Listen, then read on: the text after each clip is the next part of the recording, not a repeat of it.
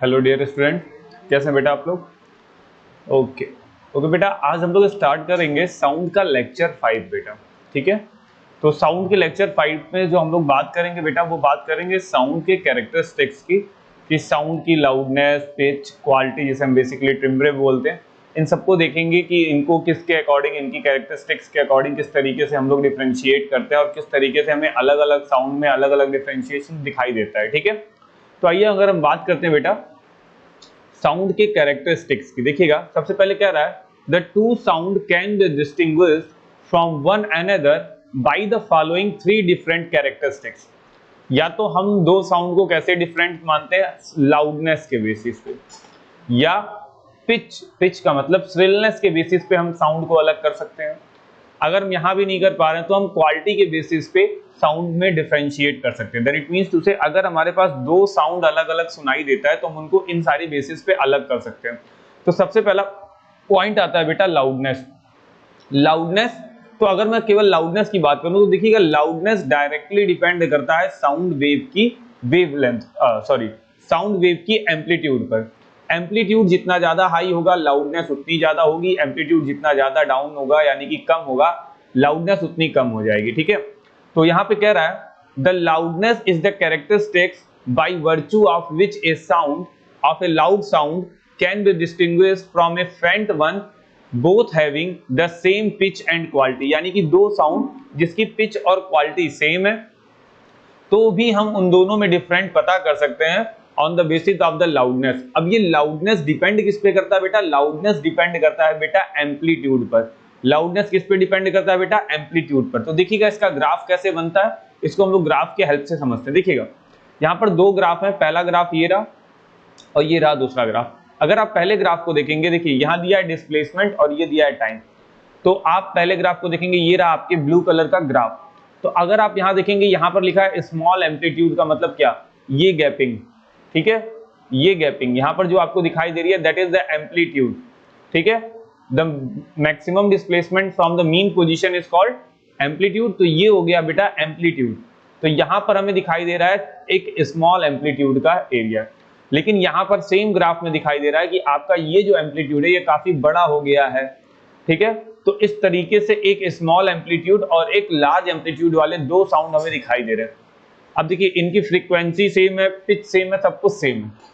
तो यहाँ पे सब कुछ सेम है, ठीक है, लेकिन यहाँ पर एम्पलीट्यूड अलग अलग है। तो ये दोनों एम्पलीट्यूड क्या करेंगे, लाउडनेस को रिप्रेजेंट करेंगे। तो यहाँ पे जब स्मॉल एम्पलीट्यूड हो गया तो ये सॉफ्ट नोट हो गया। सॉफ्ट नोट का मतलब लाउडनेस ज्यादा नहीं है, लेकिन यहाँ पर लाउड नोट हो गया। यानी कि अगर यहाँ पर एम्पलीट्यूड ज्यादा है तो इसका मतलब ये साउंड ज्यादा लाउड है। तो ये स्लो साउंड है और ये लाउड साउंड है। ठीक है बेटा, तो हम लोग on the basis of the amplitude हम साउंड को कैरेक्टराइज कर लेंगे कि साउंड लाउड है या फिर साउंड स्लो है। ठीक है बेटा, तो ये बनता है हमारा साउंड के लाउडनेस का ग्राफ। अब देखिएगा, इसमें लाउडनेस के साथ एक चीज और मैंने लिखी थी आपको, इंटेंसिटी। इंटेंसिटी क्या होती है बेटा, समझते हैं। What is intensity? कह रहा है the intensity of A sound wave at a point of the medium is the amount of sound energy passing per second normally through the unit area at that point। यानी कि sound, जो भी sound wave पास हो रहा है वो एक particular एक प्लेन से कितनी साउंड एनर्जी ट्रांसफर हो रही है। ठीक है, कितनी sound energy per unit area से पास हो रही है, और वो भी पर सेकंड। पर यूनिट एरिया कितनी साउंड एनर्जी पास हो रही है, उसी को हम लोग बोलते हैं इंटेंसिटी। अगर मैक्सिमम पास हो रही है तो वो एक इंटेंसिटी, हाई इंटेंसिटी का साउंड है, यानी कि क्लियर है, अच्छे से सुनाई देगा। अगर थोड़ी सी कम साउंड एनर्जी पास हो रही है तो थोड़ा सा कम सुनाई देगा। कह रहा है इट्स यूनिट इज वाट पर मीटर स्क्वायर। यानी कि इसकी यूनिट, यानी कि साउंड एनर्जी, यानी कि इंटेंसिटी की जो यूनिट होगी वो होगी वाट पर मीटर स्क्वायर। यहाँ पे लिखा है क्या, इतनी साउंड एनर्जी पर मीटर स्क्वायर। ठीक है, एरिया का हम लोग एरिया के रिस्पेक्ट में लेते हैं। इतनी वाट साउंड एनर्जी पर मीटर स्क्वायर क्या हो रही है बेटा, पास हो रही है। ओके, ये होता है इंटेंसिटी। आगे क्या कर रहा है, आगे देखिएगा बेटा, आगे कह रहा है फैक्टर अफेक्टिंग द लाउडनेस। कौन कौन से ऐसे फैक्टर हैं जो कि लाउडनेस को इफेक्ट करते हैं।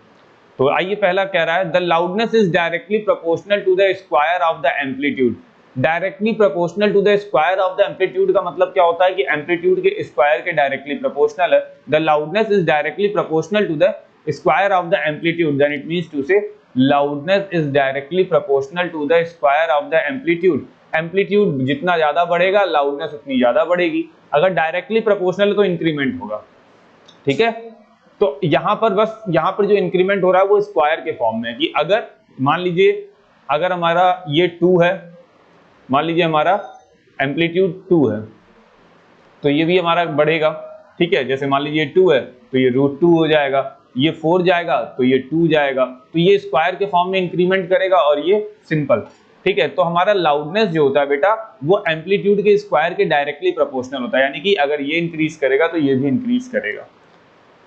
आगे कह रहा है loudness varies inversely as the square of the distance from the source. From the source, जितना ज्यादा सोर्स से डिस्टेंस इसकी बनती जाएगी ये उसके इनवर्सली प्रोपोर्शनल होता जाएगा। क्या कह रहा है, loudness varies inversely as the square of the distance, यानी कि loudness is inversely proportional to the square of the distance. Distance के स्क्वायर के इनवर्सली प्रोपोर्शनल होता जा रहा है। डिस्टेंस जितनी ज्यादा बढ़ती जाएगी लाउडनेस उतनी कम होती जाएगी, डिस्टेंस कम रहेगी लाउडनेस बढ़ेगी, ठीक है बेटा। अगला point, loudness is directly proportional to the surface area of the vibrating body. अगर कोई वाइब्रेटिंग बॉडी का सरफेस एरिया काफी बड़ा है तो उसकी लाउडनेस भी क्या होगी बेटा, बड़ी होगी, क्योंकि सरफेस एरिया अगर बड़ा होगा तो ज्यादा दूर तक की फ्रीक्वेंसी जनरेट होगी। एक लार्जर एरिया में फ्रीक्वेंसी जनरेट होगी तो इसका मतलब लाउडनेस ज्यादा होगी, ठीक है बेटा। Next, loudness is directly proportional to the density of the medium. Medium की डेंसिटी जितनी ज्यादा हाई होगी साउंड की लाउडनेस उतनी ज्यादा हाई होगी। डेंसिटी अगर हाई है तो लाउडनेस हाई है, डेंसिटी अगर लो है, क्योंकि यहाँ डायरेक्टली प्रोपोर्शनल है, डेंसिटी लो होगी तो लाउडनेस भी लो होगी, ठीक है बेटा। Loudness depend on the presence of the resonant bodies. जो लाउडनेस होती है बेटा ये रेजोनेंट बॉडीज पर भी डिपेंड करती है। कैसे, the presence of the resonant body near the vibrating body increase the loudness of the sound. अगर कोई रेजोनेंट बॉडी, पिछले लेक्चर में हम लोगों ने पढ़ा था, अगर कोई रेजोनेंट बॉडी वाइब्रेटिंग बॉडी के पास रखी हुई है और उन दोनों का वाइब्रेशन मैच कर रहा है तो लाउडनेस क्या होती है बेटा, इंक्रीज होती है ना। तो वही कह रहा है कि अगर कोई भी रेजोनेंट बॉडी वाइब्रेटिंग बॉडी के पास रखी हुई है तो उनका क्या होगा, अगर उनका वाइब्रेशन मिल रहा है तो फिर वो लाउडनेस को इंक्रीज करता है, ठीक है बेटा। तो हमारे पास जो लाउडनेस होते हैं बेटा, साउंड के लाउडनेस, वो कुछ कॉमन फैक्टर्स पर इन पर डिपेंड करती हैं। ओके, आगे देखते हैं, आगे बात कर लेते हैं बेटा relationship between the loudness and the intensity. Intensity और लाउडनेस के बीच में रिलेशन क्या है, ये दो अलग अलग चीजें। कह रहा है although loudness of a sound depend on its intensity। Intensity का मतलब होता है कि एक पर यूनिट एरिया में कितनी साउंड एनर्जी पास हो रही है। although the loudness of the sound depends on its intensity but loudness is not same as intensity। intensity is a measurable quantity। intensity एक measurable quantity है while loudness is a sensation। और loudness एक sensation है, ठीक है। ये क्या है बेटा, एक sensation है, फील करते हैं हम लाउडनेस को कि हाँ तेज है, स्लो है। Experimentally, Weber and the Fencher established a relationship between the loudness L and the intensity I, which is given as। अब देखिए यहाँ पे दो साइंटिस्ट का नाम ले रहा है, the first one is Weber and the Fencher। इन दोनों ने एक्सपेरिमेंटली ये रिलेशन प्रूव किया कि लाउडनेस और इंटेंसिटी में क्या रिलेशन होता है। So the loudness is equal to k log 10 I। अब यहाँ पर k कोई भी न्यूमेरिकल नंबर यानी कि एक तरीके का कांस्टेंट नंबर होता है। So the loudness is equal to k log 10, ठीक है, I। ओके, यहाँ I का मतलब इंटेंसिटी और L का मतलब लाउडनेस होता है, ठीक है बेटा। आगे देखते हैं, आगे बात कर रहा है यूनिट ऑफ लाउडनेस की। Unit of the loudness and the sound level. Unit of loudness and the sound level की बात कर रहा है। इसमें बेसिकली इनकी यूनिट, एक की फॉन और एक की डेसिबल हम लिखते हैं। कैसे लिखते हैं इसको आगे देखते हैं। देखिए क्या कह रहा है, the unit of the loudness is phon. The unit of the loudness is phon. Phon इसकी लाउडनेस की यूनिट होती है। बेसिकली हम डेसिबल जानते हैं, लेकिन अभी क्या होता है डेसिबल, इसको हम आगे क्लियर करेंगे और कहां से आता है इसको भी हम लोग क्लियर करेंगे। The unit of the loudness is phon. The level of the sound is expressed in the decibel. अब देखिए साउंड के लेवल को हम लोग डेसिबल में एक्सप्रेस करते हैं और लाउडनेस की जो यूनिट होती है वो फॉन हो जाती है। बट बेसिकली हम लोग ये जानते हैं कि लाउडनेस की यूनिट डेसिबल होती है, लेकिन वो साउंड के लेवल को एक्सप्रेस करता है कि कितना लेवल है। आगे कह रहा है the loudness of sound is phon is the loudness in decibel. अब कह रहा है the loudness of sound in phon, phon में जो लाउडनेस होती है और जो लाउडनेस डेसिबल में होती है of N equally loud pure sound, एक इक्वली लाउड प्योर साउंड के लिए उन दोनों की फ्रीक्वेंसी में क्या माना जाता है, 1 किलोहर्ट्ज की फ्रीक्वेंसी के लिए हम स्वयं मानते हैं फोन और डेसिबल को। Thus the both the fun and the decibel scales agree at the frequency at 1 kilohertz की फ्रीक्वेंसी पे दोनों सेम हो जाते हैं। कह रहा है the loudness L is related to the intensity। अब loudness इंटेंसिटी पे कैसे रिलेट करता है, यहां पर रिलेशन गिवन है। If at a given frequency I1 and I0 are the intensities of two sound which is the loudness of L1 and L0 respectively, then अब थोड़ा सा समझते हैं कि अगर मान लीजिए दो साउंड है जिनकी दो की इंटेंसिटी I1 एंड I0 है और उनकी लाउडनेस L1 और L0 है, तो सबसे पहले आइए बेटा इसको हम थोड़ा सा एक्सपेरिमेंटली और समझने की कोशिश करते हैं। तो मान लीजिए इन दोनों में ये दो लाउडनेस है, अब इन दोनों लाउडनेस का जो डिफरेंस आएगा बेटा वो आएगा L1 माइनस LO। तो इन दोनों के साउंड के डिफरेंस का मतलब L, तो L1 का मतलब क्या हो गया बेटा, हम लोग ऊपर रिलेशन पढ़ी है K log, हमने ऊपर रिलेशन पढ़ा है ना, तो हमने रिलेशन क्या पढ़ा है K log base 10 I1 और माइनस हम यहाँ K कॉमन ले ले रहे हो, ठीक है, log base 10 I2 ओ ये हो सकता है, ठीक है। अब बेटा log हम लोगों ने पढ़ा है कि log में जब निगेटिव होता है तो उसका मतलब वो डिवीजन हो जाता है, यानी कि L is equal to K log base 10 I1 upon IO। ये इस तरीके से हम लोग लिख सकते हैं इसको, ठीक है बेटा, इतना लिख सकते हैं क्योंकि ऊपर यही रिलेशन आता है। अब देखिएगा बेटा यहाँ पर थोड़ी सी चीज समझिएगा, यहाँ पर मैंने आपको बताया था कि K कोई कांस्टेंट टर्म होगा, कोई न्यूमेरिकल वैल्यू होगी। अब यहाँ पे हम लोग क्या ले लेते हैं, take K is equal to 1। अगर मैं K को 1 ले लेता हूं देन साउंड लेवल क्या आएगा बेटा, तो हम लोग साउंड लेवल को कैसे लिखेंगे, L is equal to K की वैल्यू क्या होगी बेटा 1 log 10 I1 अपॉन IO। अब इसे हम बेटा क्या लिखते हैं, इसे हम लिखते हैं बेल, यहां हम इसे क्या लिख देते हैं बेल, एक बेसिक यूनिट होती है बेल। अब हम क्या करते हैं L इज इक्वल टू, अगर हम इसमें 10 का मल्टीप्लाई और 10 का डिवाइड कर लेते हैं, तो मान लीजिए यहां हमने 10 का मल्टीप्लाई कर लिया और यहां लिख दिया I1 बाई I। अब हमने इसमें 10 का डिवाइड भी कर दिया, 1 बाई 10 से डिवाइड भी कर दिया और इसको लिख दिया बेल। अब यहां पर देखिए 1 बाई 10 जो है, इस 1 बाई 10 को 1 बाई 10 बेल, 1 बाई 10 बेल को हम डेसीबेल लिख सकते हैं, क्या लिख सकते हैं डेसीबेल। 1 बाई 10 बेल का मतलब डेसीबेल, तो इसको फॉर्मली हम क्या लिख सकते हैं finally, loudness is equal to 10 log base 10 I1 by I0 decibel. इसको हम फाइनली क्या लिख सकते हैं डेसिबल, डेसिबल लिखिए या डीबी लिखिए, इस तरीके से फाइनली हम इसको इस तरीके से लिखेंगे। तो ये बेसिक रिलेशन आता है बेटा लाउडनेस और इंटेंसिटी के बीच में, ठीक है। तो ये हमको कहां से मिला, हमने हमारे पास यहाँ एक रिलेशन था जो कि वेबर और फ्रेंचर ने हमें दिया था लाउडनेस और इंटेंसिटी के बीच में, और उसका यूज करके हम लोगों ने यहाँ इनकी यूनिट्स को और बाकी की चीजों को हमने देखा, ठीक है बेटा। ये सिंपल सा कैलकुलेशन है कि लाउडनेस का डिफरेंस इंटेंसिटी के साथ इस रिलेशन में आता है log 10 base 10 I1 intensity of first sound and I0 intensity of the second sound, ठीक है। अब यहाँ पर देखिएगा बेटा, अगर मैं स्टार्टिंग में बात करूं कि मैंने L1 माइनस L0 लिखा है, देन इट इज ऑब्वियस कि यहाँ जो लाउडनेस है ये वाली लाउडनेस ज्यादा होगी और ये वाली लाउडनेस कम होगी, ठीक है बेटा। तो उन दोनों लाउडनेस के बीच का जो डिफरेंस आएगा वो आ जाएगा 10 log 10 I1 बाई IO, ठीक है, या I0, ठीक है। अब देखिए यहाँ पे आगे समझा रहा है, कह रहा है thus 1 decibel is defined as the change in level of loudness। ये जो 1 decibel है is defined as the change in level of loudness when the intensity of sound change by 26%। जब साउंड की इंटेंसिटी 26% चेंज होती है तो loudness में जो चेंज आता है that is called 1 decibel change of sound. 1 decibel की चेंज आता है साउंड में जब इंटेंसिटी 26% चेंज होती है, तो 1 डेसिबल का चेंज आता है, ठीक है बेटा। तो ये थी बेटा बात लाउडनेस की।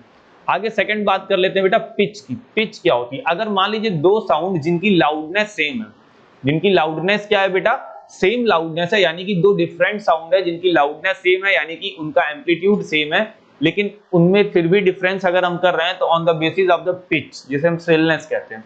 ठीक है, अब जैसे मान लीजिए एक मेल पर्सन की आवाज है और एक फीमेल पर्सन, एक फीमेल है और एक मेल है, उन दोनों की वॉइस निकल रही है, तो आपने देखा होगा कि फीमेल वॉइस क्या होती है, थोड़ी सी श्रिल होती है, और मेल वॉइस थोड़ी सी हार्श होती है, काफी मोटी आवाज होती है, और इवन फीमेल्स की आवाज थोड़ी सी पतली और श्रिल होती है। तो इन दोनों की लाउडनेस लगभग सेम आएगी, लेकिन हम इनको डिफरेंस कैसे कर लेते हैं, on the basis of their pitch. Pitch depend करती है बेटा फ्रीक्वेंसी पर। पिच किस पर डिपेंड करती है? फ्रीक्वेंसी पर। जितनी ज्यादा फ्रीक्वेंसी होगी पिच उतना हाई होगा, और जितनी कम फ्रीक्वेंसी होगी पिच उतना लो होगा। कैसे, देखते हैं। कह रहा है pitch is that characteristics of the sound by which an acute or shrill note can be distinguished from a grave or a flat note. देखिएगा यहां पर एक ग्राफ दिया है, देखिएगा ये डिस्प्लेसमेंट है और ये टाइम है। ये हमारा ग्राफ बन रहा है इस तरीके से, एक फ्रीक्वेंसी इस लाइन पे, देखिएगा इस लाइन से इस लाइन के बीच में फ्रीक्वेंसी 1 फ्रीक्वेंसी कंप्लीट हुई, और वहीं दूसरे ग्राफ में हमारी इन दोनों लाइन के बीच में 1 एंड 2 फ्रीक्वेंसी कंप्लीट हो रही है। देखिएगा बेटा यहां से यहां तक 1 फ्रीक्वेंसी हुई, फिर यहां से यहां तक दूसरी फ्रीक्वेंसी हो गई। यहां पर केवल 1 फ्रीक्वेंसी कंप्लीट हो रही थी, यहां पर केवल 2 फ्रीक्वेंसी कंप्लीट हो रही थी। तो एक पर्टिकुलर टाइम पीरियड में फ्रीक्वेंसी में जब डिफरेंस आता है तो वो पिच में डिफरेंस आ रहा है। तो अगर फ्रीक्वेंसी मिनिमम हो रही है तो वो लो पिच के नोट होंगे, और जितनी ज्यादा फ्रीक्वेंसी होती जाएगी वो उतना हाई पिच होता जाएगा।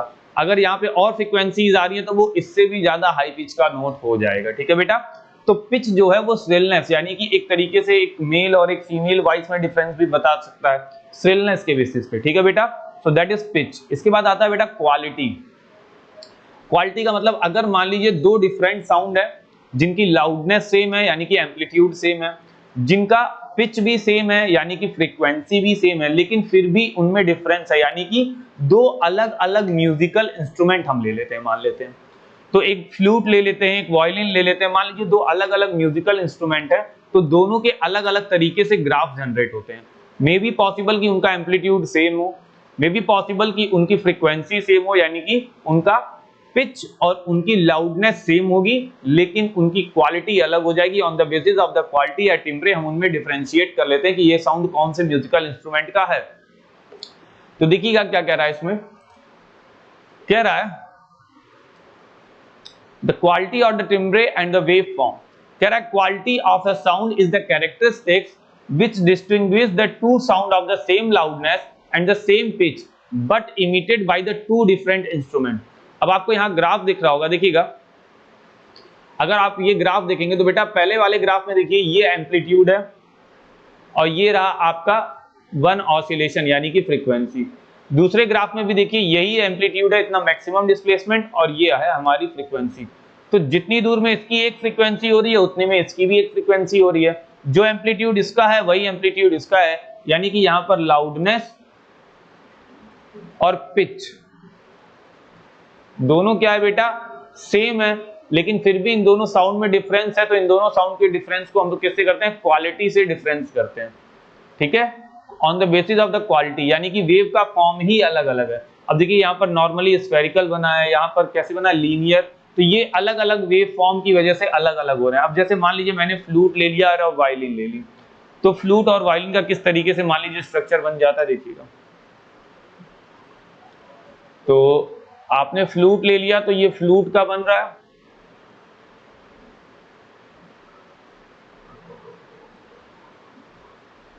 तो मान लीजिए ये जो एम्पलीट्यूड है ये मैक्सिमम डिस्प्लेसमेंट है। आपने वायलिन ले लिया,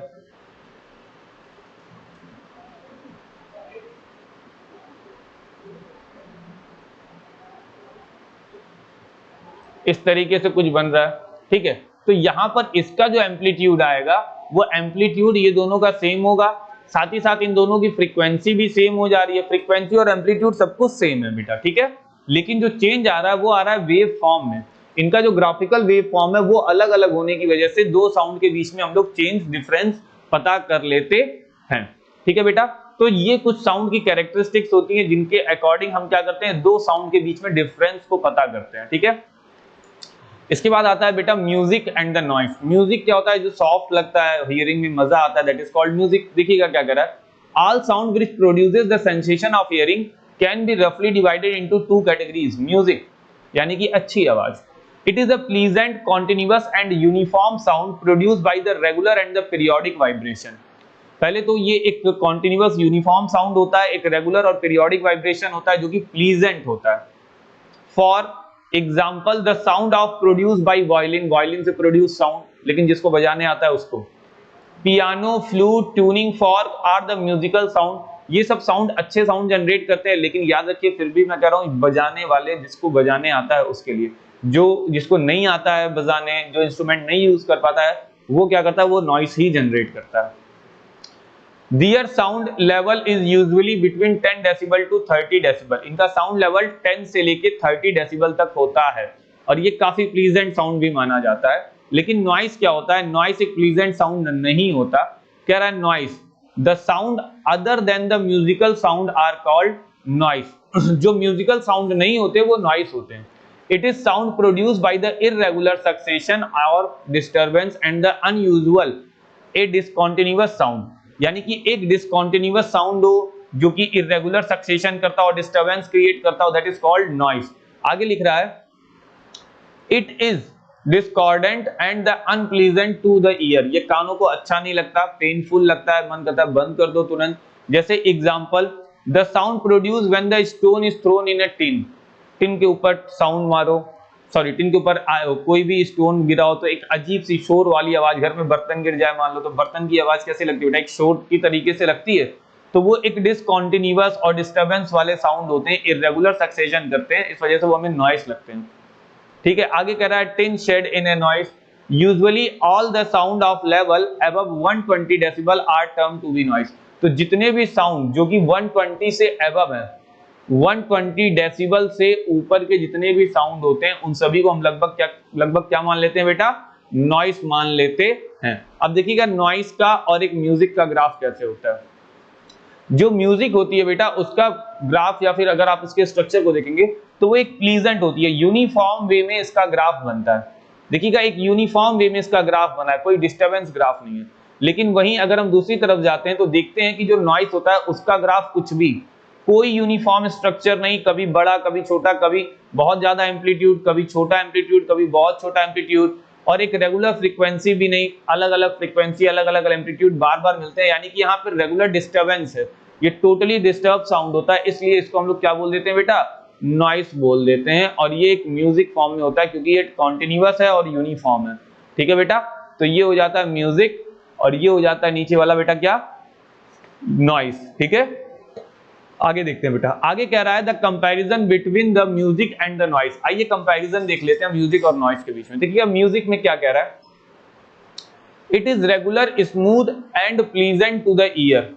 ये एक रेगुलर स्मूथ और प्लीजेंट टू द ईयर, यानी कि कानों को सुनने में आसानी होती है, अच्छा भी लगता है। बट वेयर एज नॉइस ये हार्श होता है, discordant and unpleasant two year, आराम भी नहीं देता और पेनफुल भी हो जाता है कान के लिए। It is produced by the vibration which are periodic. तो म्यूजिक जो है वो पीरियोडिक वाइब्रेशन से प्रोड्यूस होता है और नॉइज जो है वो इररेगुलर सक्सेशन ऑफ डिस्टर्बेंस से प्रोड्यूस होता है, यानी कि वाइब्रेशन से तो प्रोड्यूस ये भी हो रहा है लेकिन वो जो वाइब्रेशन होगा वो पीरियोडिक नहीं होंगे।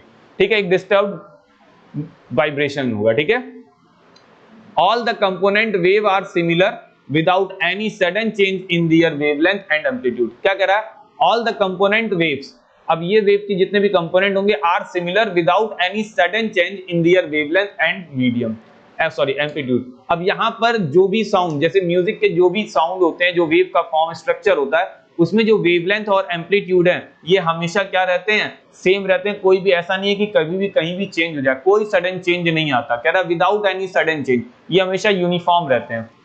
बट नॉइस क्या है, the component wave change their character suddenly and they are of short duration. अब इसमें जो साउंड का स्ट्रक्चर बनता है बेटा, वेव का स्ट्रक्चर, वो परफेक्ट हो, तो कोई रेगुलर स्ट्रक्चर नहीं होता, वो बार बार रिपीट भी नहीं करता, कभी छोटा कभी बड़ा कुछ भी स्ट्रक्चर बनता जाता है बेटा, इसलिए क्या हो जाता है, नॉइस हो जाता है।